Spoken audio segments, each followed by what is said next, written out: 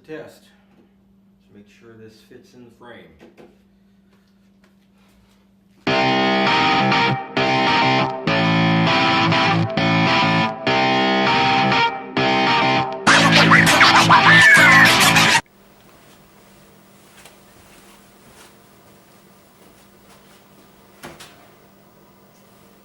I am so proud of myself. I'm impressed with myself. And it's okay if you guys aren't, because I am impressed enough for all of us in myself. So you don't have to be. What's up, everybody? This is your pal Patrick, and I'm back with another DIY IZBLAB video. And what you're looking at here is what I call a fold-away study table. I made it for my wife so that she could use it in our bedroom. In our bedroom, we have some low-sitting club chairs. Right now, my wife is in school for her BSN. She has a bachelor's for public health and a master's in public health. And she's currently working in not social security, what is it called? Social services. Well, she's doing her BSN so she can make that master's go even further. So, I made this for her so that when she decides to go up into our bedroom and study there, she has a nice, sturdy table to work on. Now, I documented this as best as I could. I think I did a pretty good job. Maybe I did, maybe I didn't, but I know that I did better than I normally do. So, without further ado, let's get into the construction process, and I'll see you at the end of it.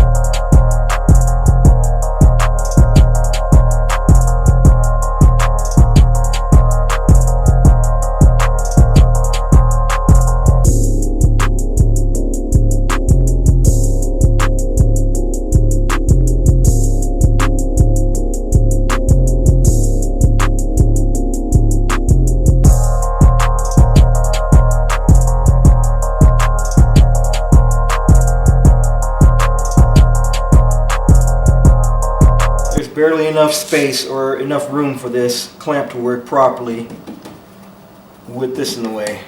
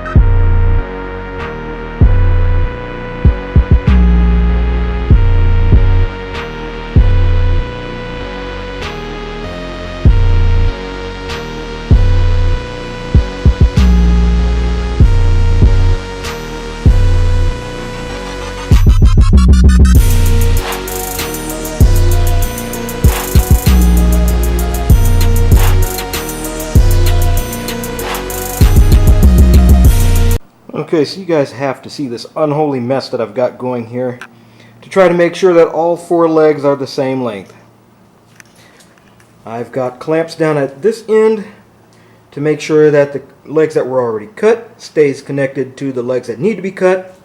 And I have clamps at this end to keep the wood together and to keep it on the fence, because what I've done was I slid the wood up to the blade. Let me see. Like so. And then clamp the wood in place so that hopefully it'll keep that true length.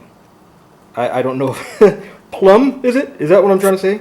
Hopefully it'll stay plumb. I don't know. But you guys get what I'm saying. And there's a lot of metal and all kinds of stuff. So, I'm going to say a quick prayer and then I'm going to go ahead and cut this.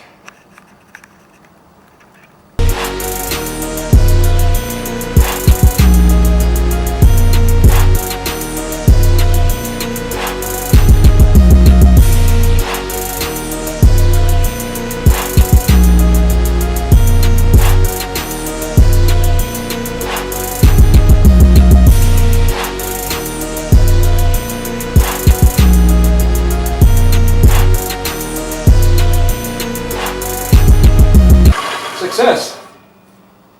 All 4 legs are the same length. At least, that's what I'm going to tell myself. I downloaded from Thingiverse an absolutely marvelous tool to find the center of anything. And I suppose it can be used to square out anything too. I'll put a mark here. And I'll put a mark here. And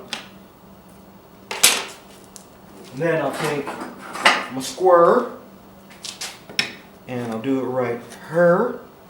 Wait a minute, I gotta make sure I get this right on. I think that's right on. Yep.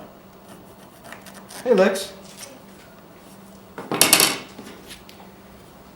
Alright, so I'm going to have to cut on the outside of that line.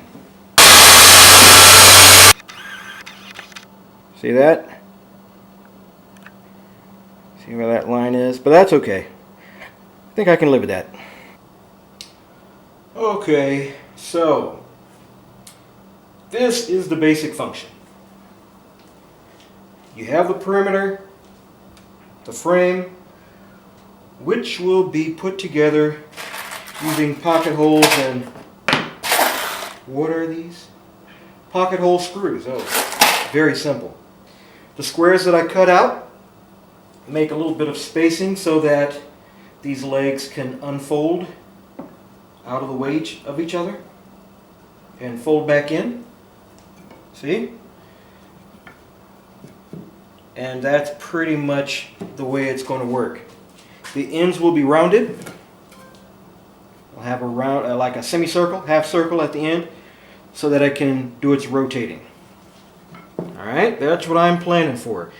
And I am also considering, now, what I want to do is make it so that when it is all the way up, okay, there's another piece of wood here that goes across and stops it, gives a little more support for the stop.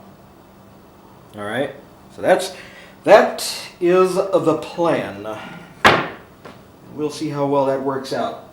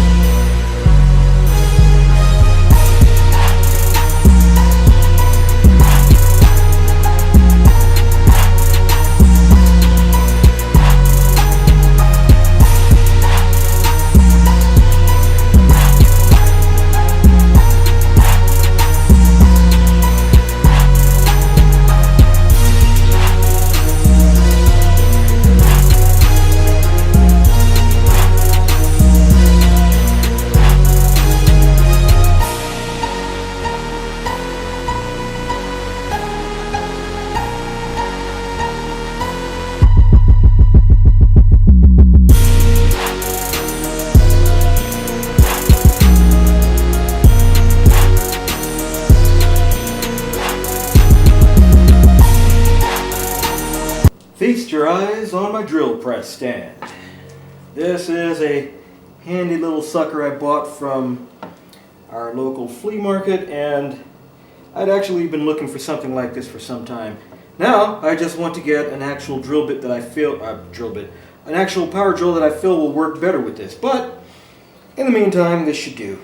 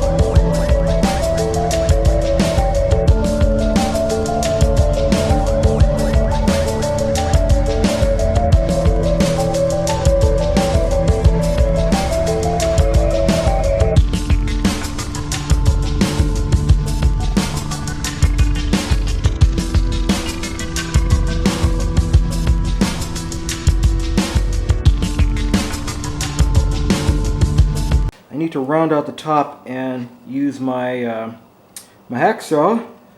Well, I probably won't use a hacksaw. I'll probably just use the belt sander to round out the top here, but that's the next step. No, I'll put the frame together. That'll be the next step, and then I'll round out the top. Yeah, that's what I'll do.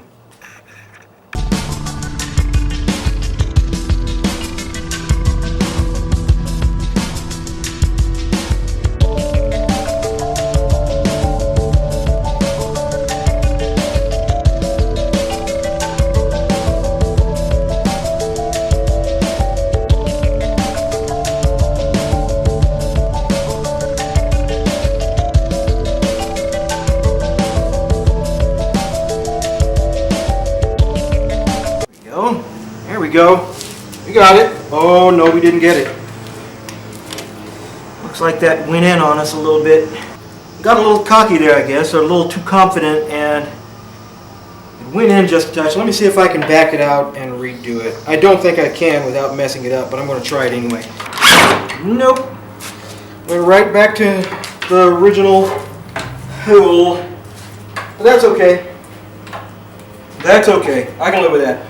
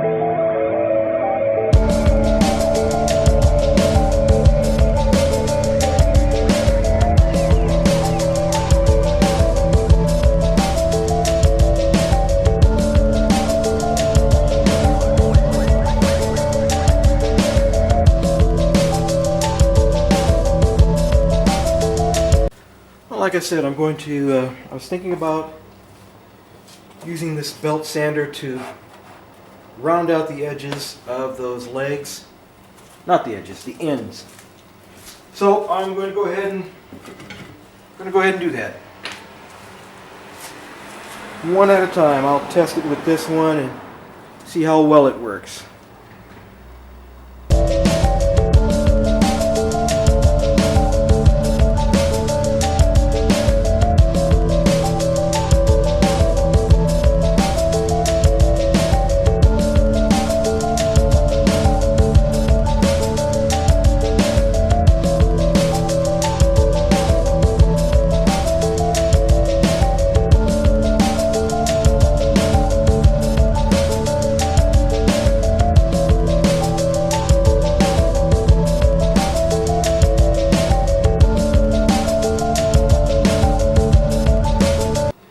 I should use the wheel here. I wonder if that would work. Let's try that. See what happens.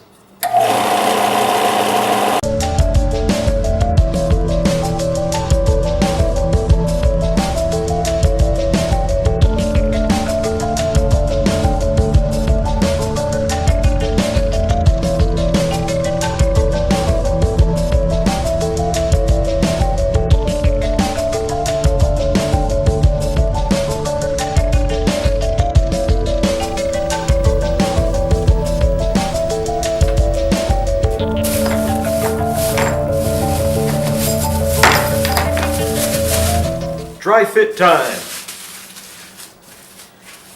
I am about to find out how close I am on the holes and the measurements and all that good stuff, and make sure everything works as I expect it to. A little bit of a thing is that when I first drilled these little blocks, when I first made these little blocks and cut them to size, put holes in them, made these legs, the holes lined up fairly well. Now, the holes seem to be a little off, not just in this corner, but in all of the corners. I guess that has to do with wood shrinkage. I don't know. You know, with the expanding and all that wonderful jazz. But it doesn't matter because the hole in the frame is thinner than the hole in the little spacer and the legs. So we should be all right. So let me do a quick dry fit and make sure everything's going to go together right and work as expected, okay? I have two that are longer than the other two because they have to go through the wooden spacer as well.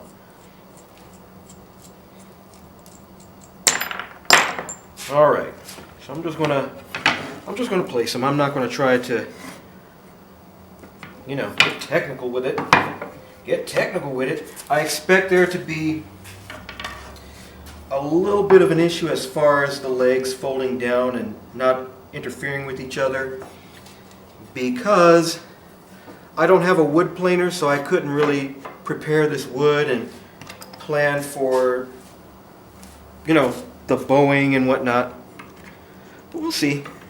We'll see how it all comes together. This is one of the long ones, yes. Okay. And that actually seems to work out well. I'm going to have to use my rubber mallet to really drive that in there because of that square bit, but that's okay. We'll just dry fit everything, make sure everything works, make sure everything fits. Okay. Yeah, there we go. Okay. So far so good.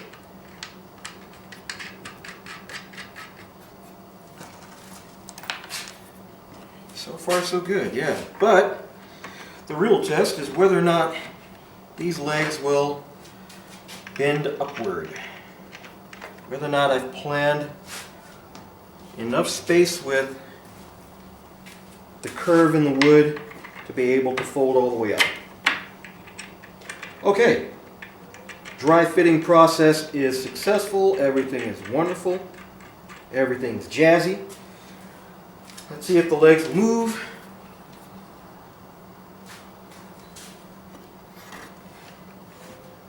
Okay. Oh, hey. So far, Oh man, so far I'm loving this. A little bit of a space here, but I don't know. I think maybe if I just kind of play with it, turn it around and whatnot, and see where it fits better. But that seems to be doing what I want it to do. Let me give you more of a shot here, see? And as you can see over here, that leg is out a little more than the others, but that's okay, because what I plan to do, cut these down to size and put this here so that they stop where they need to stop. That way they won't go too far. See what I'm saying? So get this clamped on, get this nice and straight, and then screw these bad boys on in there, and it should work out beautifully. Or at least that is the idea. And of course, one on this side too. Now I also want to put, like I think I mentioned it, a wooden latch. Not really a latch, but I can't think of the word for it. A little piece of wood that'll slide in a quarter circle.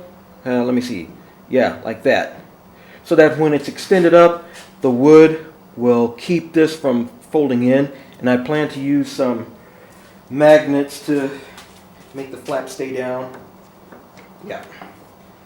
Okay. And then put that down like that. So the important part is to make sure that when I actually put these stops on, that I put them on in a way that does not interfere with the legs folding back down. Yep. I'm going to like this. I think my wife will love it too.